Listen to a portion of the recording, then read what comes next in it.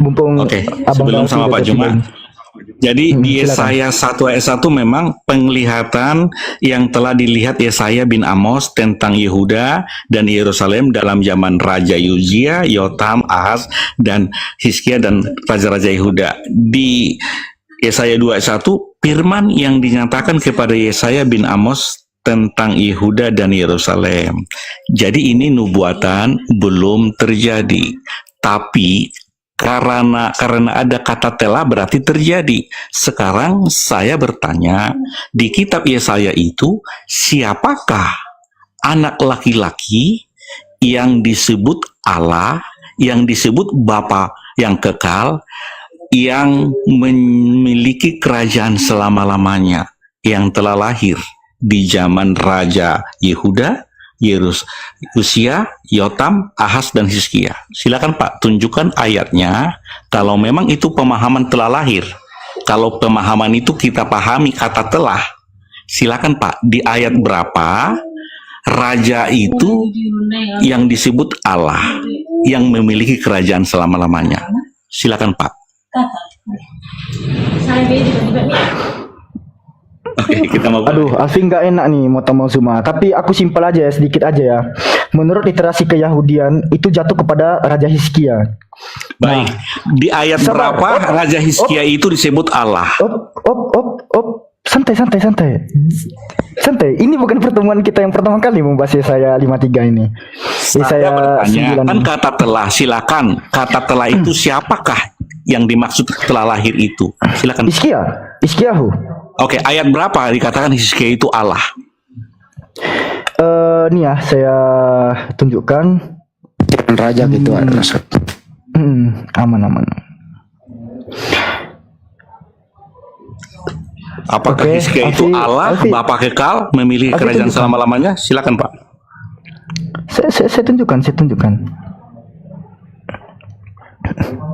Enggak, Pak Dr. Abdi ini memang gini teman-teman. Dari zaman dulu beliau itu memang sangat bersikeras. Yesaya ini nubuatan untuk Yesus.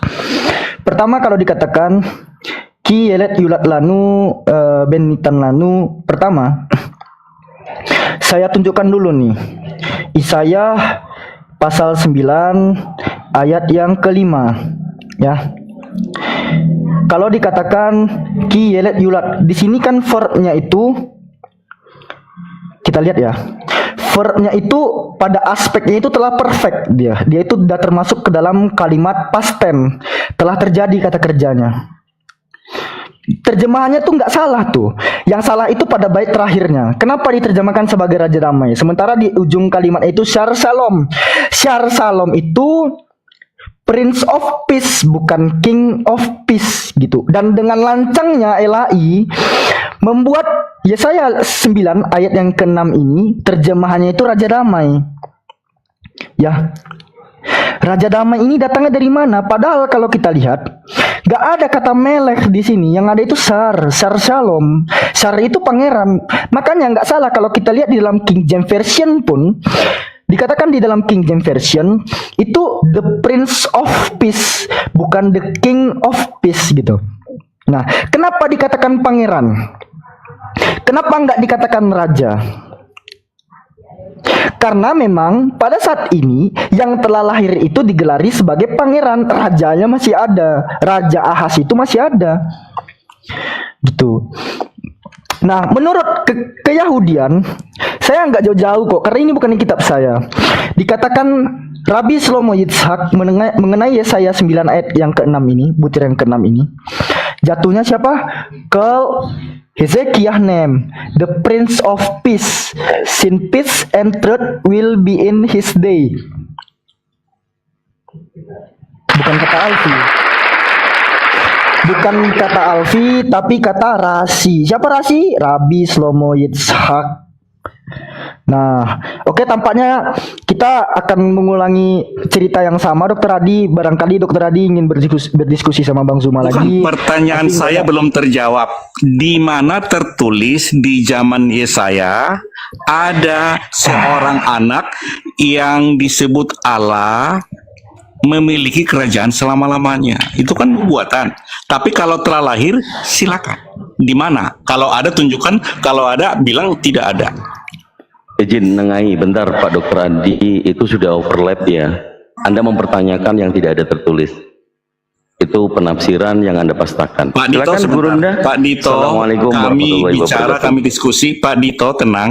Pak Alpi mengatakan telah lahir, berarti sudah ada lahir. Saya hanya bertanya, kalau menang telah lahir, tunjukkan datanya di mana. Kalau ada, kalau nggak ada, tidak ada.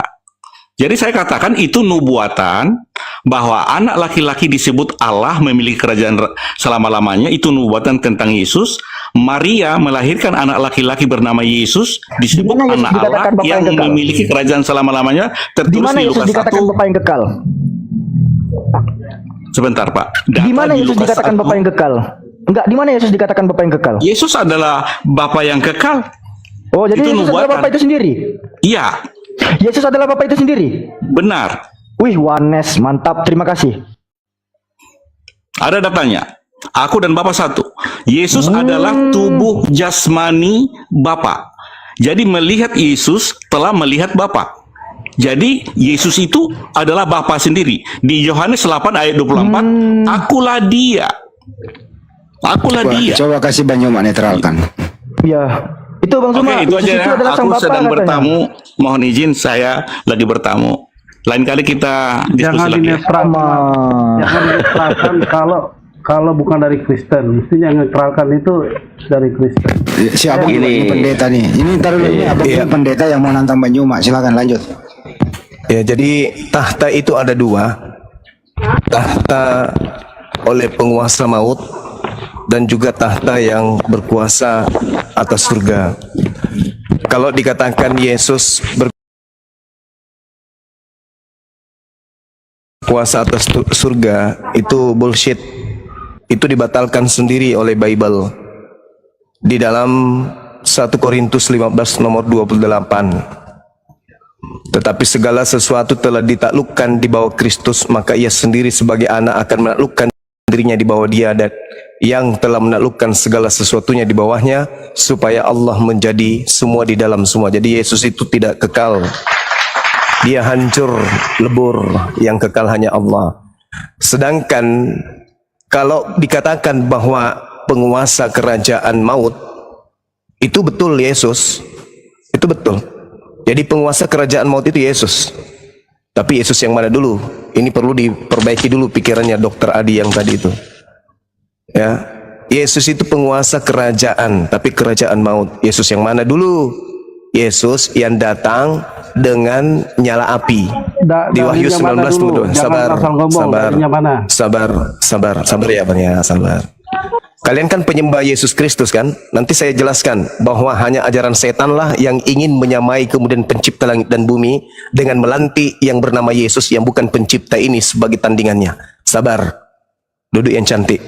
Di dalam kitab saudara, Wahyu 19 nomor 12, dan matanya bagaikan nyala api, dan di atas kepalanya terdapat banyak mahkota, dan padanya ada tertulis satu nama yang tidak diketahui oleh seorang pun kecuali dia sendiri. Lalu kemudian di 2 Tesalonika 1 nomor 7, dan untuk memberikan kelegaan kepada kamu yang ditindas dan juga kepada kami pada waktu Yesus, Tuhan Yesus dari surga menyatakan dirinya bersama-sama dengan malaikat-malaikatnya dalam kuasanya di dalam api yang menyala-nyala. Jadi dari sini saja gambaran terhadap apa yang Anda sembah itu nampak kelihatan. Lalu kemudian di dalam Wahyu 20 nomor 14, lalu maut dan kerajaan maut. Jadi ada kerajaan selain dari kerajaan surga, ada lagi satu kerajaan, yaitu kerajaan maut. Itu dilemparkan ke dalam lautan api. Itulah kematian yang kedua, lautan api. Jadi memang ada yang disebut kerajaan maut. Nah, kalau Anda lihat di kitab saudara, siapakah penguasa maut ini? Iblis. Karena anak-anak itu adalah anak-anak darah dan daging, maka ia juga menjadi sama dengan mereka dan mendapat bagian dalam keadaan mereka, supaya oleh kematian Yesus dimusnahkan oleh dia, yaitu iblis yang berkuasa atas maut. Yesus bukan raja di surga. Di mana Yesus jadi raja? Di kerajaan maut. Siapa yang berkuasa atas kerajaan maut? Jawab aja sendiri. Ya, Yesus itu memang raja, tapi dia raja di kerajaan maut. Itulah Yesus yang kalian sembah. Sedangkan Yesus anak Maria itu bukan raja. Kemudian ada wakil iblis yang mencoba untuk menipu dengan menggunakan kitabnya orang Yahudi di dalam Yesaya 9 nomor 6. Ini Dokter Adi kalau dengar saya ya membahas kitabnya Yahudi khususnya Yesaya 9, Anda harus memulainya dari data nomor 1. Jangan comot dan jangan gila permanen. Pada saat Yesaya itu diwahyukan kepada Yesaya, itu masih kurang lebih 600 tahun baru Yesus lahir. Sedangkan yang lahir pada saat itu adalah Hezekia. Catat itu baik-baik. Jangan kau klaim. Kalau kau katakan di mana Hezekia digelari kemudian Allah yang kekal. Saya tanya juga di mana Yesus digelari Allah yang kekal? Hah? Yang mati kemudian ditombak. Mana ada raja kekal itu mati dia? Enak kali ngambil kitabnya orang, seenak perut. Di situ diterangkan bahwasanya kalau mau membahas tentang Yesaya 9, baca dari nomor 1. Bangsa yang berjalan di dalam kegelapan telah melihat terang yang besar. Mereka yang diam di negara kekelaman atasnya terang telah bersinar. Engkau telah menimbulkan banyak sorak-sorak dan sukacita yang besar. Mereka telah bersukacita di hadapanmu seperti sukacita di waktu panen, seperti orang bersorak-sorak di waktu membagi-bagi jarahan. Sebab kuk yang menekannya dan gandar yang ada di atas bahunya serta tongkat si penindas telah kau patahkan seperti pada hari kekalahan Midian. Ini siapa yang dinubuatkan ini? Siapa yang membebaskan Bani Israel seperti masa ketika kemudian Bani Israel lepas dari penindasan Midian? Ada Yesus melepaskan penindasan Bani Israel terhadap penindasan Roma terhadap Bani Israel? Ada? Tidak ada. Sedangkan yang dimaksud adalah oknum yang sama seperti ketika dia kemudian melepaskan penindasan terhadap bangsa Israel dari bangsa kerajaan Midian. Apakah Yesus pernah melakukan itu? Tidak pernah. Apakah pada saat Yesaya menuliskan suratnya ini Yesus sudah ada? Enggak ada. Yang ada pada saat itu adalah Hezekia. Hezekia pada saat menerima wahyu si Yesaya, Hezekia telah lahir dan di situ dia masih bayi. Dokter Adi, hati-hati Anda ya, jangan menyesatkan orang semakin jauh. Jadi bagaimana Gideon? Gideon kemudian mengalahkan bangsa Midian. Wajib hukumnya yang telah lahir ini berlaku sama seperti Gideon yang membebaskan Bani Israel dari penjajahan bangsa Midian. Kalau tidak sama dengan Gideon, maka dia tidak layak disebut sebagai raja yang kekal. Siapa yang sama seperti Gideon? Dialah yang duduk di Yesaya 9 nomor 6. Baca Hakim-Hakim 6 nomor 1. Israel telah membuat kekejian di mata Tuhan sehingga mereka bangsa Israel diserahkan kepada bangsa Midian selama 7 tahun. Dan di sini Yesaya kemudian jelas menukilkan, menggambarkan, memberikan informasi kekuatan dan bantuan dari pencipta langit dan bumi kepada bangsa Israel melawan bangsa Midian melalui kemudian Gideon. Paham? Jangan Anda pandai-pandaian mengambil kitabnya Yahudi tapi Anda kemudian menggunakannya seenak perut Anda hanya karena ingin menyembah kepada roh yang datang kepada Paulus yang bergelar Yesus Kristus itu. Hati-hati kalian. Jadi yang duduk kemudian di dalam Yesaya 9:6 Anda bisa baca 2 Raja-Raja pasal 18 dan juga pasal 19, 2 Raja-Raja 18 dan juga 18 nomor 13. Dalam tahun keempat, dalam tahun ke-14 Raja Hezekia, dia kemudian berperang melawan siapa? Sanherib. Dia mengalahkan kemudian. Siapa Sanherib ini? Dia adalah Raja Asyur. Bagaimana kemudian Raja Asyur ini menyerang negeri Yehuda lalu merebutnya? Siapa kembali merebut kerajaan tersebut? Hezekia. sama seperti Gideon ketika kemudian mengalahkan bangsa Asyur, bangsa Midian. Nah, Yesus mengalahkan bangsa apa? Bangsa apa yang dikalahkan oleh Yesus? Kuclu. Jadi cuci mulut. Kalau tidak ada air, ambil kuah coto. Kubur-kubur pakai kuah coto. Jangan asal ngomong. Tak ngerti kitabnya orang Yahudi, asal jepla aja, asal ngomong saja. Hanya karena gelar dokter sembarangan Anda mengambil kitabnya Yahudi. Belajar kalian. Utamanya ini dokter Adi nih. Si Gimpe Ulu. Lihat Bang Suma langsung pamit. Dasar bocor halus. Silakan Anda tanggapi ya kalau masih mau. Ingat, ada dua kerajaan maut dan kerajaan surga. Kerajaan surga, Yesus bukan raja di sana. Bukan. Baca kitab yang saya jelaskan kepada Anda tadi, 1 Korintus 15 nomor 8, Yesus takluk. Yesus di sana takluk. Ya. Dan kemudian yang hanya ada satu yang tersisa, yaitu Allah. Tak ada lagi Yesus. Paham situ? Kemudian yang menjadi kerajaan maut itu iblis. Dia tetap jadi raja di sana. Mau sampai kapanpun kerajaannya kekal. Nah, apakah Yesus kerajaan maut? Enggak. Kalau Yesus adalah raja di kerajaan maut, berarti Yesus di neraka. Belajar lagi. Jadi yang duduk sebagai raja di kerajaan maut itu adalah makhluk yang datang kepada Paulus yang mengaku kemudian sebagai Yesus Kristus. Anda belajar lagi dengan baik. Coba Anda baca di dalam Wahyu 1 nomor 18.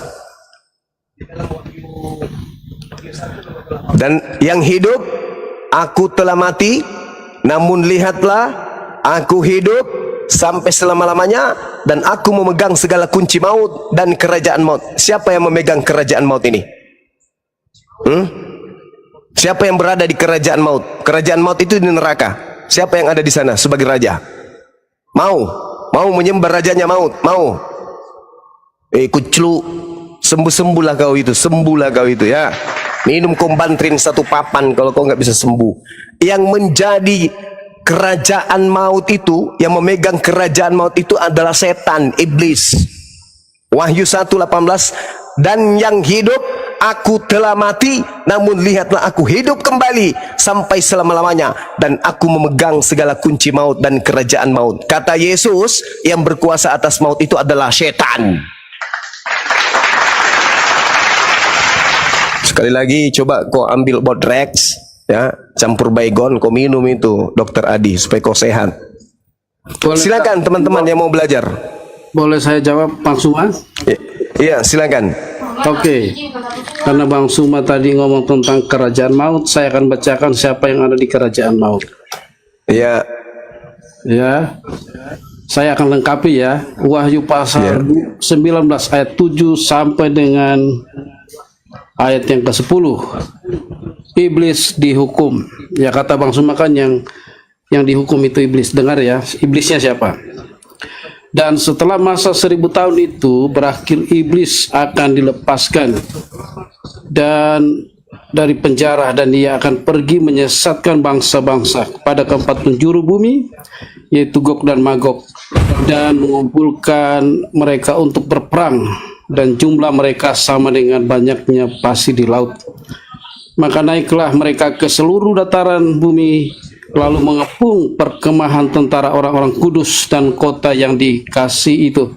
Tetapi dari langit turunlah api. Nah, ini penghukuman buat setan dan para nabi palsu dan para setan, iblis, gitu ya. Tetapi turunlah api menghanguskan mereka, dan iblis ini ya, iblis yang menyesatkan mereka dilemparkan ke dalam lautan api dan belerang, yaitu 4 binatang dan nabi palsu itu. Nanti saudara semua jelaskan nabi palsu ini siapa. Dan nabi palsu itu, dan mereka disiksa siang malam sampai selama-lamanya. Silakan Bang Suma.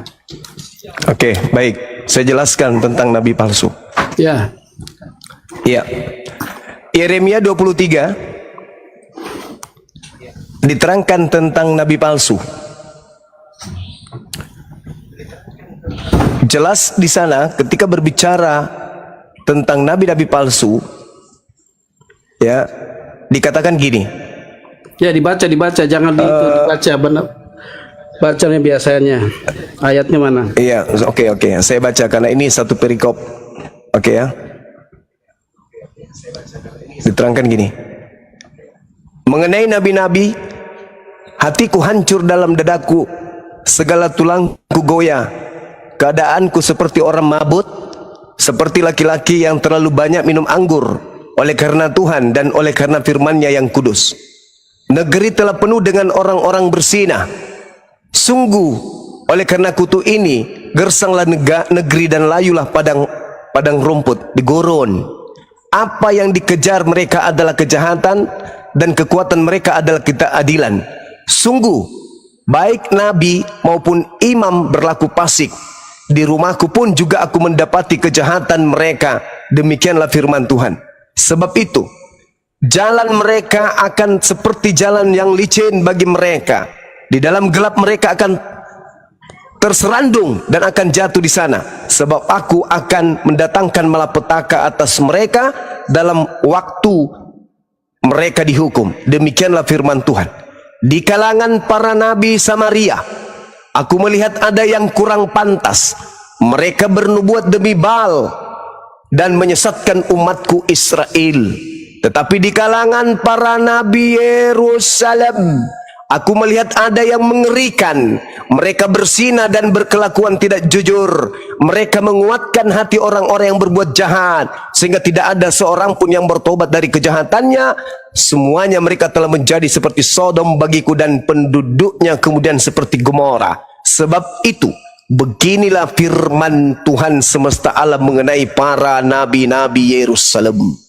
Sesungguhnya aku akan memberi mereka makan ipu dan minum racun, sebab dari para nabi Yerusalem telah meluas kefasikannya ke seluruh negeri. Beginilah firman Tuhan semesta alam. Janganlah dengarkan perkataan para nabi yang bernubuat kepada kamu. Mereka hanya memberikan harapan sia-sia kepadamu dan hanya mengungkapkan penglihatan rekan hatinya sendiri, bukan apa yang datang dari mulut Tuhan.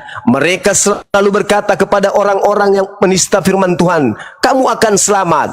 Dan kepada setiap orang yang mengikuti kedegilan hatinya, mereka berkata, malapetaka tidak akan menimpa kamu. Sebab siapakah yang hadir dalam Dewan Musyawarah Tuhan, sehingga yang perhatikan dan mendengarkan firman-Nya? Siapakah yang memperhatikan firman-Nya dan mendengarnya? Lihatlah, angin badai Tuhan, yakni kehangatan murka, telah keluar menyambar angin puting beliung dan turun menimpa kepada orang-orang fasik. Murka Tuhan tidak akan surut sampai ia telah melaksanakan dan mewujudkan apa yang dirancangnya dalam hatinya. Pada hari-hari terakhir kamu akan benar-benar mengerti hal itu. Aku tidak mengutus para nabi itu, namun mereka giat. Aku tidak berfirman kepada mereka, namun mereka bernubuat. Sekiranya mereka hadir dalam dewan musyawarahku, niscaya mereka akan menggambarkan firmanku kepada umatku, membawa kembali dan dari tingkah lakunya yang jahat, dari perbuatan-perbuatannya yang jahat. Masakan aku ini hanyalah Allah yang dari dekat. Demikianlah firman Tuhan, dan aku bukan Allah yang jauh, yang datang dari jauh. Sekiranya ada seorang yang menyembunyikan diri dalam tempat persembunyian, masakan aku tidak melihat dia? Demikianlah firman Tuhan. Tidakkah aku memenuhi langit dan bumi? Demikianlah firman Tuhan. Aku telah mendengar apa yang dikatakan oleh para nabi yang bernubuat palsu demi namaku, dengan mengatakan aku telah bermimpi, sampai bila mana hal itu ada dalam hati para nabi yang bernubuat palsu dan bernubuat tipu rekaan hatinya sendiri, yang merancang membuat umatku melupakan namaku dengan mimpi-mimpinya. Ya, mereka ceritakan seorang kepada seorang, sama seperti nenek moyang mereka melupakan namaku oleh karena Baal. Nabi yang memperoleh mimpi, biarlah menceritakan mimpinya itu, dan nabi yang memperoleh firmanku, biarlah menceritakan firmanku itu dengan benar. Apakah sangkut paut jerami dengan gandum? Demikianlah firman Tuhan. Jadi ini bercerita tentang nabi-nabi palsu dari Yerusalem. Ya, silakan Anda tunjukkan di dalam kitabnya Yahudi. Sabar, adanya nabi palsu yang berasal dari Arab. Tolong tunjukkan dalilnya. Kalau ini adalah nabi-nabi palsu itu berasal dari Yerusalem. Paulus, Lukas, Markus, Yohanes, dan semua yang Anda ikuti. Silakan. Oke. tadi Anda ambil dari Yesaya itu tidak ada hubungannya dengan yang di kitab Wahyu, karena Yesaya itu tidak menubuatkan apa yang di kitab Wahyu. Yang kedua, saya akan jawab. Itu adalah nabi-nabi, silakan. dan itu menunjukkan jamak para nabi. Kalau ini yang disebutkan di Wahyu adalah seorang nabi palsu, ya. Oke. Jadi dia akan dihukum dan disiksa siang dan malam. Nabi palsu, terserah Anda terjemahkan siapa. Oke ya. Yang kedua, kalau Anda bilang bahwa Yesus itu tidak berkuasa di surga tapi di neraka, saya akan bacakan ayatnya. Anda kan tidak punya dalil. Anda hanya menyatakan sesuatu yang tidak ada dalilnya. Sekarang saya buktikan dalilnya bahwa Yesuslah yang berkuasa di surga. Dengar. Lalu aku melihat, ya ini Wahyu pasal 19. Lalu aku melihat surga terbuka. Sesungguhnya ada seekor kuda putih dan ia yang menungganginya bernama Yang Setia dan Yang Benar.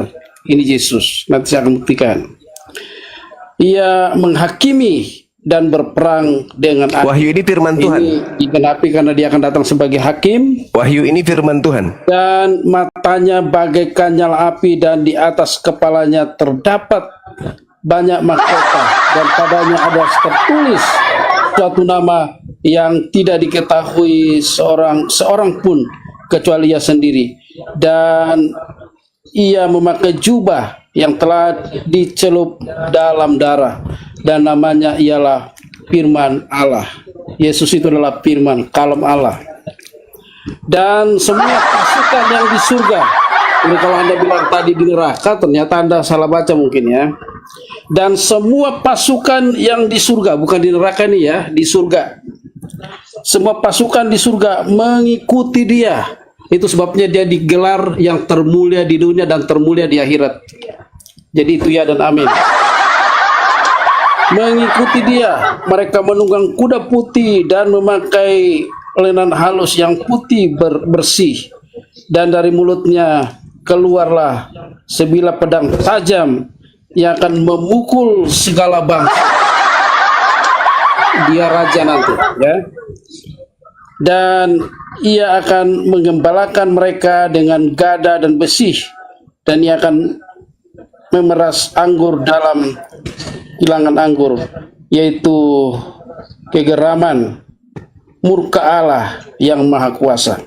Jadi siapa yang selama ini menghina dia, nanti mereka akan rasakan siksaannya nanti di akhirat. Dan pada jubahnya dan pahanya tertulis suatu nama, yaitu Raja segala raja. Itulah yang dibuatkan di Yesaya.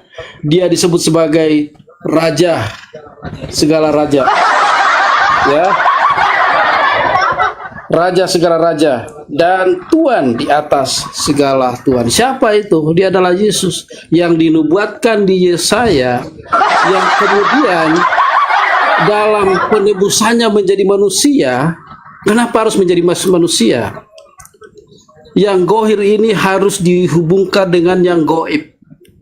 Bagaimana caranya menghubungkan yang goib dengan yang gohir? Harus ada yang berwujud yang suci, yang juga dari Allah sendiri. Itulah kalamnya. Dan itulah Isa Al-Masih atau Yesus. Dari yang goib terhubung dengan yang gohir. Jadilah kemudian manusia itu kembali kepada fitrahnya yang dipenuhi dengan Roh Kudus.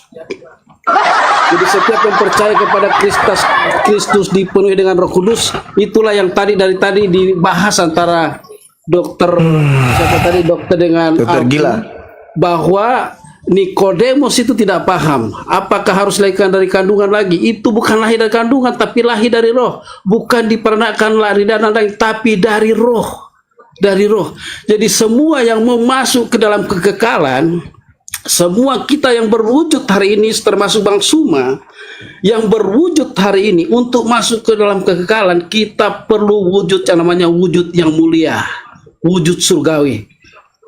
Siapa yang wujud surgawi? Siapa yang pernah menawarkan tentang wujud surgawi?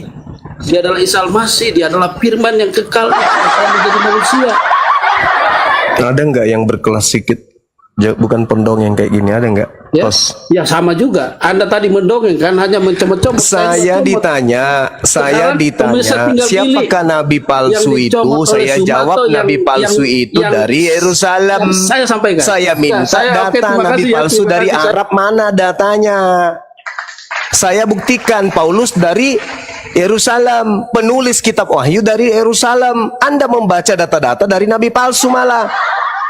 Kuclu otak tinggal seupil otak, udah termakan sama lemak. Saya bertanya loh, ketika Anda bertanya siapa nabi palsu itu, saya katakan kitab Yeremia 21 nabi palsunya itu adalah nabi-nabi yang berasal dari Yerusalem. Anda menuduh nabiku, maka saya minta nubuatan nabi palsu itu dari Arab, mana dalilnya? Malah baca kitab mimpi. Cerdas sedikit napa teman-teman? Katanya anak-anak Tuhan. Kok kayak anak hantu? Saya minta dari kitab Anda loh. Anda sudah bawa senjata. Dari kitabnya Yahudi Anda pegang, kitabnya orang. Saya minta nubuat dari kitabnya Yahudi untuk nyerang nabiku. Ada enggak? Tak ada. Saya minta kitab dari Romawi, dari Yunani, nyerang nabiku. Ada enggak? Enggak ada juga. Malah entah kemana-mana kitab Wahyu dibawa. Saya yang lebih dulu tadi membaca kitab Wahyu itu. Dan matanya bagaikan nyala api, dan di atas kepalanya terdapat banyak mahkota, dan padanya ada tertulis satu nama yang tidak diketahui seorang pun kecuali Yesus. Saya yang duluan membaca itu. Yang saya tanyakan, nabi palsu kan berujung di sana terkait dengan Tuhan yang Anda sembah. Ya, saya kan tadi sudah mengatakan 1 Korintus 15 nomor 28. Yesus takluk, hancur dia, takluk, dan hanya ada satu, yaitu Allah. 1 Korintus 15 nomor 28. Bahkan saya katakan Wahyu 1 nomor 18, aku memegang segala kunci maut dan kerajaan maut. Ini siapa yang memegang kerajaan maut? Ini siapa? Bukankah Yesus sendiri mengatakan di Yohanes 14, Yohanes 12, penguasa dunia, penguasa maut, penguasa dunia itu sudah datang. Siapa dia? Iblis. Berarti yang di Wahyu 1 nomor 18 itu siapa? Jawab sendiri. Kan lawak-lawak kalian ini. Bahas nabi palsu. Minta data, saya kasih data Yeremia 23. Ternyata nabi palsu itu berasal dari Yerusalem. Siapa yang berasal dari Yerusalem? Ya Paulus, penulis kitab Wahyu. Halo Bang Suma. Aneh-aneh aja. Ya silakan kawan. Makasih Bang Suma. Mana dalilnya di Bible? Nabi palsu berasal dari tanah Arab. Mana dalilnya? Bantu temanmu yang Iya tadi. kan ibaratnya dikatakan sama di kitab-kitab terdahulu Taurat Dalil sama Injil bahwa bahwa Nabi palsu dikatakan berasal bahwa dari tanah Arab. Karena bahwa keturunan Nabi karena di dalam kitabnya orang Yahudi, nabi palsu itu berasal dari Yerusalem. Silakan. itu dikatakan ibaratnya di Taurat sama di Injil bahwa dikatakan di situ bahwa nabi-nabi itu berasal dari keturunan Ishak bukan dari Ismail. Nah, Muhammad itu mengakui dari keturunan Ismail. Dari situ kan sudah bisa dibuktikan bahwa nabi palsu itu kan dari Mana dalilnya? Mana dalilnya? Kalau kita berbicara mengenai nabi palsu, iya, kita nabi berbicara palsu. mengenai nabi palsu. Nabi palsunya berasal dari mana? Berasal dari mana nabi palsu itu? Di luar dari Bani Israel. Berasal dari mana? Di luar Tidak dari Bani ada Israel. cerita. Di Mana luar dalilnya? dari Coba tunjuk. keturunan Mana dalilnya? Mana dalil? Gini bang. Saya minta dalil. Bang Su, gini bang Su Dalil. percaya nggak ya? Dalil. Bang Su, Dalil. Bang, Dalilnya, dalil bahwa nabi palsu itu di luar Bani Israel. Mana dalilnya? iya, Muhammad kan keturunan Iya, Pak. Ismail bang. Muhammad mengaku Saya sendiri. tidak berbicara mengenai Nabi Muhammad. Saya berbicara mengenai nabi palsu. Tolong tunjukkan di dalam kitab yang Anda ambil dari agama lain itu Ya, itu sudah bahwa menunjuk ada ke nabi nabi palsu palsu, dari Bang. Arab. Mana dalilnya?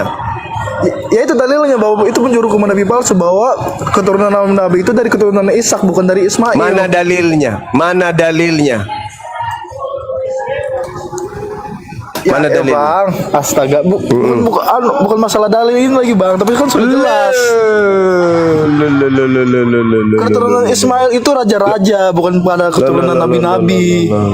Kalau Ishak keturunan itu Saya nabi-nabi. minta dalil, tolong dihargai. Saya minta dalil. Bang, Saya kalau minta misalnya dalil. abang buka dalil, gue nggak bisa buka nih bang sekarang bang. Soalnya gue lagi di nongkrong bang. Terus Anda ngomong berdasarkan Ini ada temen- apa? Berdasarkan Ini pantat. ada teman-teman gue Islam nih bilang bang. Apa katanya temanmu yang Islam itu? Katanya Nabi Muhammad itu keturunan Ismail bang. Berarti dia Muhammad itu keturunan mengak- Nabi Ibrahim berarti. Iya, Sekarang keturunan Ibrahim, Paulus ini tapi kan keturunan dari ibaratnya mana? yang Ya, diberkati. Paulus keturunan dari mana? Paulus keturunan dari mana? Bani Israel bang, orang Yahudi Mana dalilnya? Tunjukkan. Siapa nama bapaknya? dari suku Benyamin.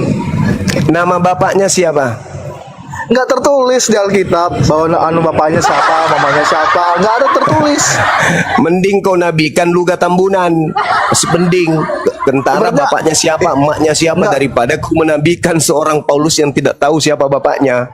Berdampakkah kalau misalnya Paulus itu nggak ada silsilah atau ada silsilahnya? Oh, berdampak Gitu, Bang. sama seperti setan. Anda tahu nggak silsilah setan?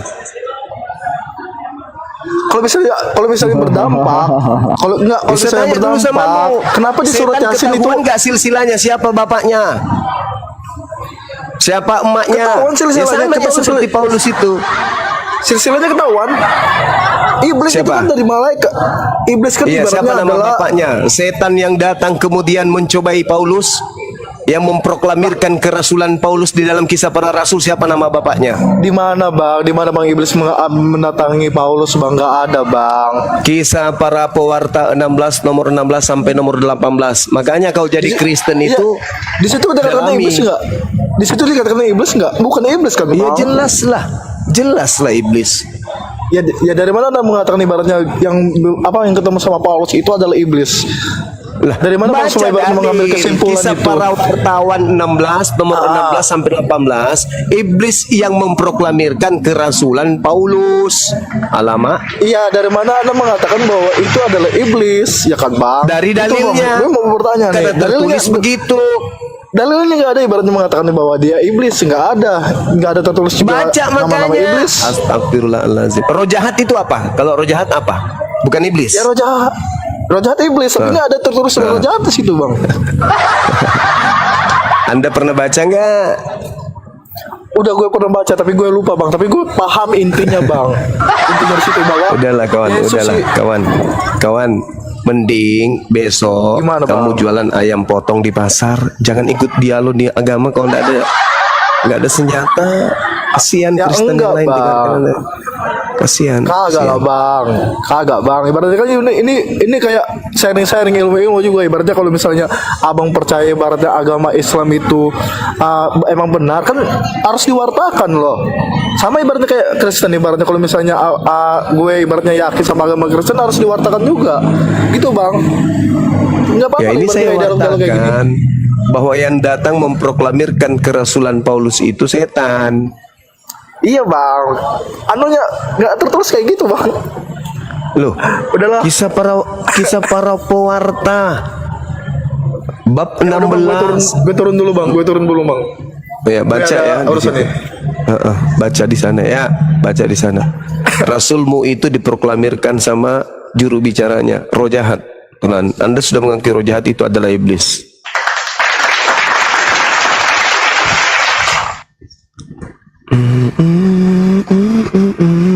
Pasien selanjutnya.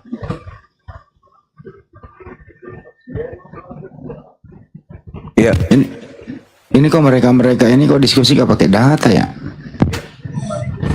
Ini Razata ini Islam kayaknya bang. Bang Razata monitor bang Razata.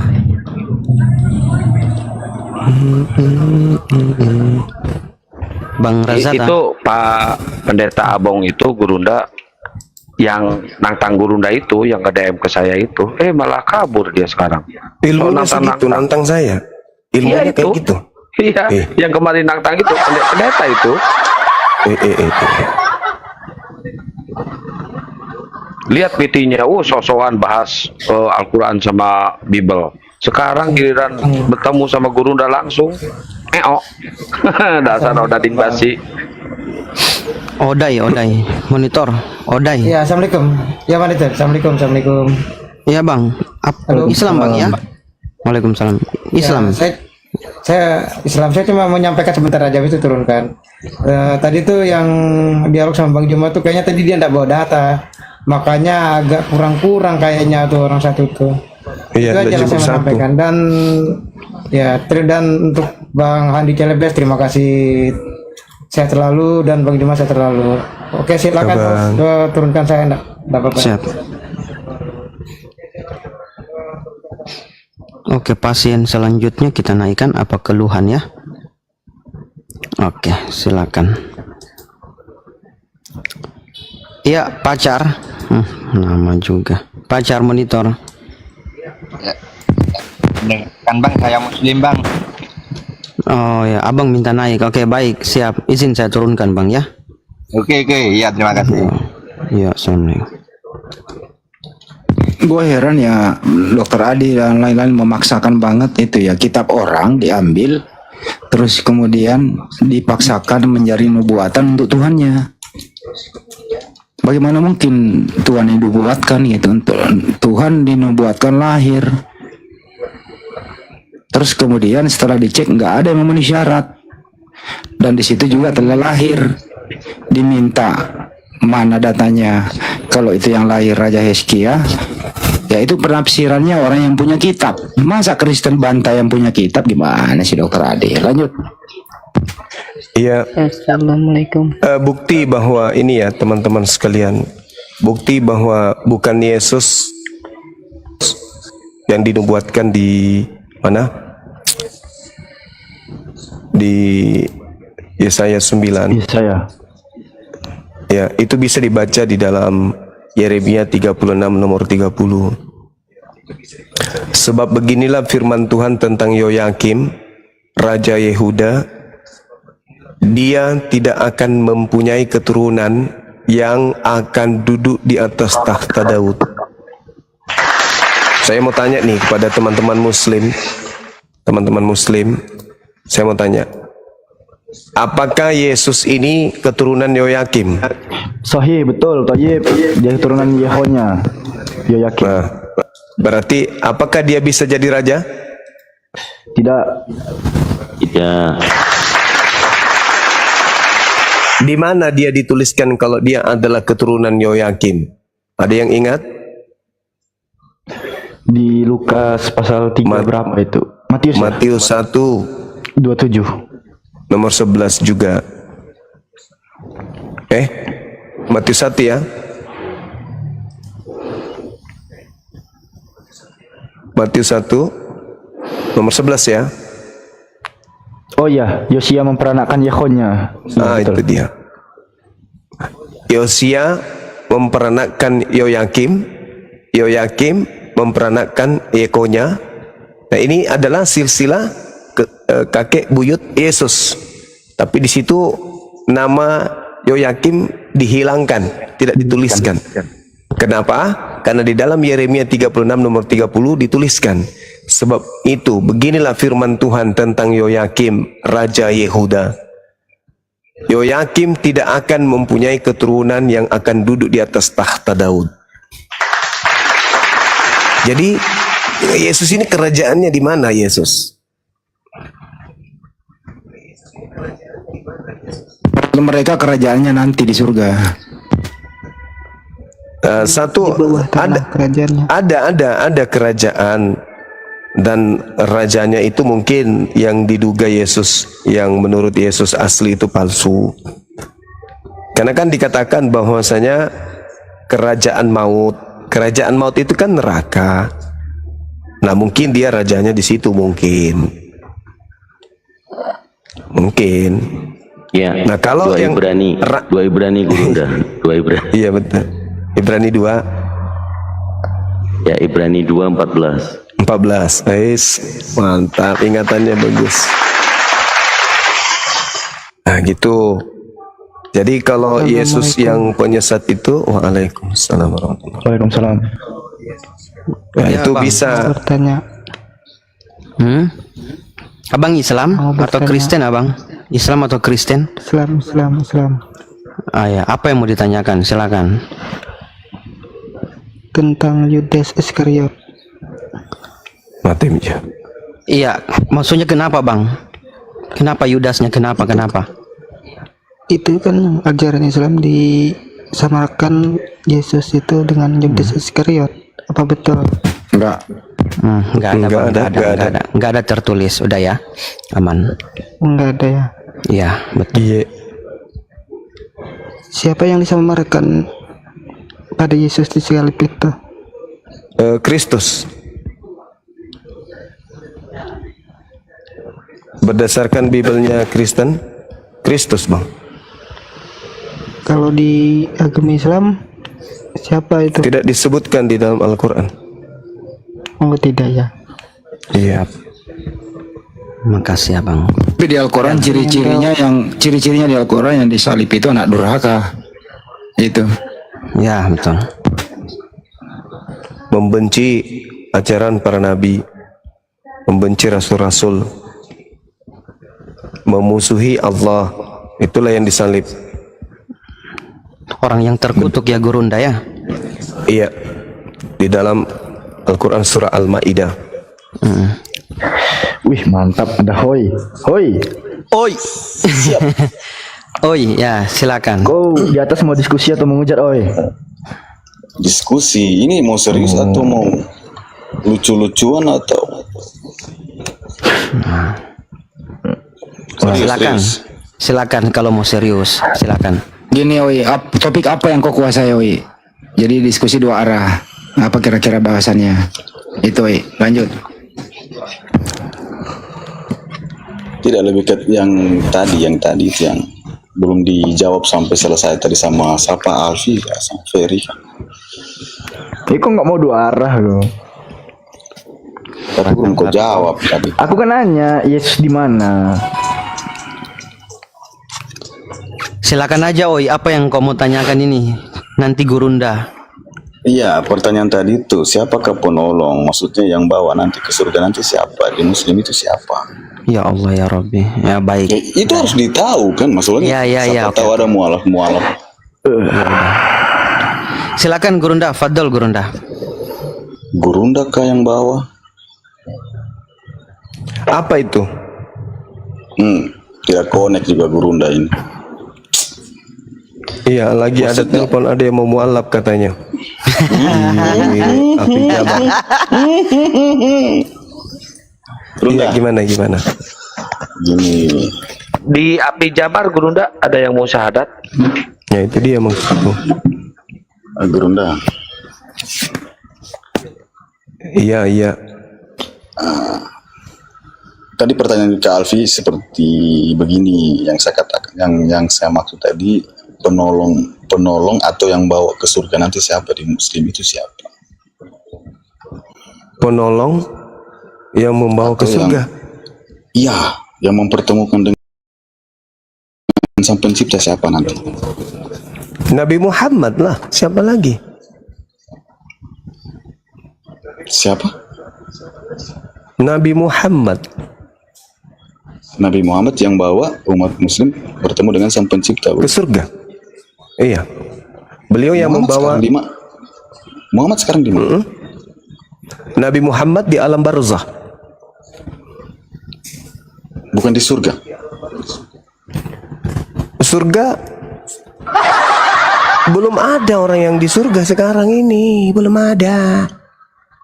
Nanti keluar dari kubur baru orang dihakimi untuk ditentukan dia ke surga atau di neraka. Yesus itu tidak ke surga, Yesus itu ke langit, Cak Ayu.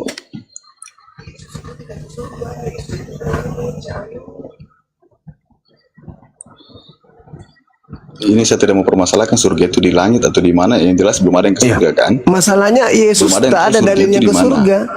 Di mana dalilnya Yesus ke surga coba? Ada nggak? Nggak ada. Orang belum ada ke surga. Cara Kan Yesus Mana ke surga dalilnya? itu banyak. Mana dalilnya Yesus ke surga? Nggak ada. Dia ke langit. Iya naik ke surga kan duduk di sebelah kanan Allah Bapa. Naik ke surga itu Iya, di situ original teksnya orang jangan gila napa. Iya kan kita belum tahu surga di mana Zuma. Lah, surga dengan langit itu berbeda. Tante, Kau menjelaskan itu, kau menjelaskan ini kau pernah ke surga tidak? lah kamu sendiri pernah ke surga nggak? Itu makanya ditanya. Iya, engkau tanya saya. Kamu mengatakan Yesus ke surga, Yesus sujud, Yesus sholat, Yesus puasa, Yesus sunat, Yesus menyembah pencipta langit dan bumi, dia ke surga. Berarti sudah ada wakil kami di sana. Penyembah Yesus ada nggak ke surga? Pemakan babi ada nggak ke surga? Orang yang joget-joget hari Minggu ada nggak ke surga? Belum ada kan? Tapi orang yang sujud menyembah kepada Allah, meletakkan wajahnya ke tanah, kemudian bersunat berpuasa, itu sudah ada wakilnya di surga. Kalau surga yaitu Yesus. Nah, wakilmu ada nggak di surga? Ayo, wakilmu ada nggak di surga? Yesus sujud, kami sujud. Yesus puasa, kami puasa. Yesus sunat, kami sunat. Yesus tidak makan babi, kami tidak makan babi. Wakilnya sudah ada di surga. Yesus orang soleh, kami orang soleh. Yesus juru selamat, kami adalah pengikut umat Islam. Kau pernah lihat Yesus sujud? Matius 26 nomor 39. Yesus bersujud di dalam ibadah. Malu-maluin saja kau ini. Wakil kami itulah Yesus yang sudah Sujud, tapi ada bukan sholat. di surga. Kalau kamu mau mengikuti itu. Nah, sekarang wakil orang joget-joget hari Minggu itu mana? Di surga mana? Mana? Coba, siapa yang habis joget langsung ke surga? Siapa? Ada? Memangnya di Al-Quran ada kata Yesus? La haula wala quwata illa billah. Anda membawa Yesus ke surga. Saya katakan, kenapa Yesus ke surga? Karena dia sujud, menyembah kepada pencipta langit dan bumi. Karena dia puasa, karena dia tidak makan babi, karena dia sunat. Makanya dia dibawa ke surga. Nah, kami juga sama dalam beribadah, kami sama seperti Yesus. Nah, kamu sendiri, wakil orang joget-joget hari Minggu ada nggak? Berarti kau menyembah Yesus ini sekarang? Alamak, menyembah Yesus pula. Yesus tidak menyembah Yesus, Pano. Terus kenapa tahu lagi dia? Terus bawa nama Ada nggak Yesus menyembah Yesus? Ada nggak Yesus menyembah Yesus? Yesus menyembah kepada pencipta langit dan bumi, kawan. Kami menyembah pencipta langit dan bumi. Kau menyembah Yesus? Ada nggak wakil penyembah Yesus ke surga? Ada nggak? Ada nggak? Orang menyembah Yesus terangkat ke surga? Ada nggak? Enggak ada. Tapi penyembah Allah yang maha suci lagi maha tinggi sudah ada wakilnya di surga. Namanya siapa? Yesus. Masih mau aku datang besok? Masih mau bergoyang dia? Kami sujud dalam ibadah. Yesus sujud dalam ibadah. Wakil orang yang bersujud kepada pencipta sudah ada di surga katamu, yaitu Yesus. Nah, wakil orang joget hari Minggu ada nggak? Ada nggak di surga wakilnya? Ada nggak? Kena ginjalmu kan? Diajak diskusi baik-baik tak mau. Iya, tadi kan saya diskusi baik-baik. Kau lari ke Yesus. Lah, tadi Anda bertanya Nabi Muhammad kemana katamu? Siapa yang membawamu ke surga? Orang yang mempraktekkan menjadi orang soleh, wakilnya Yesus sudah ada di surga. Yang ditanyakan ini penolongmu siapa? Enggak usah penolong-penolong. Kalau kami di Islam, kawan, dengar. Di Islam dengar. Qul in kuntum tuhibbunallah fattabi'uni yuhibbukumullah wa yaghfir lakum dzunubakum wallahu ghafurur rahim. Jelas itu. Itu udah final. Yesus kemudian sujud dalam beribadah. Yesus itu seorang yang soleh. Yesus itu anak yang soleh. Yesus itu orang Muslim, bukan kafir dia. Dia bukan Kristen. Yesus itu Muslim. wakil orang muslim sudah ada di surga, namanya Yesus. Wakil orang kafir ada nggak di surga? Ada nggak? Ada nggak? Ah, jantungmu pindah ke kanan bukan? Pandai-pandaian. Yesus itu orang muslim. Yesus itu orang soleh. Wakil orang soleh sudah ada di surga. Loh, jangan takut. Saya yang bertanya samamu karena pertanyaanmu sudah kujawab. Saya bertanya, wakil orang yang berjoget ria di hari Minggu itu di surga siapa? Ini penolongmu siapa nanti mau ke surga siapa penolong ini? Kami tidak butuh penolong karena kami sudah tahu kemana kami pergi. Loh, Yesus sholat, Yesus puasa, Yesus bertauhid. Siapa? Lucu ente ini. Kau bertanya tentang itu, sedangkan kamu keropos. Ditanya, siapa penolongmu nanti coba? Ayo, siapa penolongmu? Orang yang joget-joget di hari Minggu, bermujizat pakai nama Yesus, bernubuat pakai nama Yesus, mengusir setan pakai nama Yesus, penolongnya siapa? Ini terserah, ya sudah. Lu turun, cari gereja, temui pendeta, turunin celananya, celop, jarimu jilat. Mudah-mudahan otakmu bisa berfungsi lagi setelah menjilat kemudian rasa keju atau rasa coklat. Udah dibilang siapa kemudian yang mewakili kamu di surga? Kami sudah ada. Wakil kami sudah ada. Siapa? Yesus. Bukankah Yesus itu yang menjadi gaunganmu? Wah, keselamatan karena kami sudah ada di surga, yang penolong kami udah di surga. Nenek lu kiper. Yang ada kamu diusir. Enak aja ngomong, Yesus sudah di surga. Lalu kamu di surga juga. Jangankan masuk ke surga, di dalam kitabnya orang Yahudi Yesaya 52 nomor 1, haram hukumnya orang Kristen masuk ke kota suci Yerusalem. Paham? Jangankan masuk ke Yerusalem, masuk ke dalam bait sucinya orang Yahudi saja haram hukumnya Kristen itu. Mana dalilnya? Yeskel 44 nomor 9. Boro-boro mau ke surga ente, mimpi aja lu siang-siang.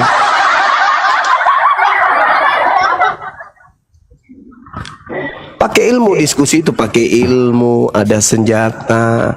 Ditanya mana wakilmu? Yesus sujud, Yesus sunat, Yesus puasa, Yesus bertauhid, Yesus bersaksi dirinya utusan. Kami bersaksi Yesus utusan. Wakil kami sudah ada dong di surga. Apa yang Yesus lakukan, kami lakukan. Dia seorang muslim, dia seorang yang soleh. Kami juga sama. Wakil kami sudah ada di surga. Nah, wakil orang Kristen, orang kafir ini mana? Yang makan babi, makan asu, makan biawak, makan tikus, padale. Mana wakilnya ke surga? Ada nggak? Ada. Siapa namanya? Bom-bom. Enggak ada paman. Enggak ada paman, enggak ada. Banyak cerita. Halo, Icang.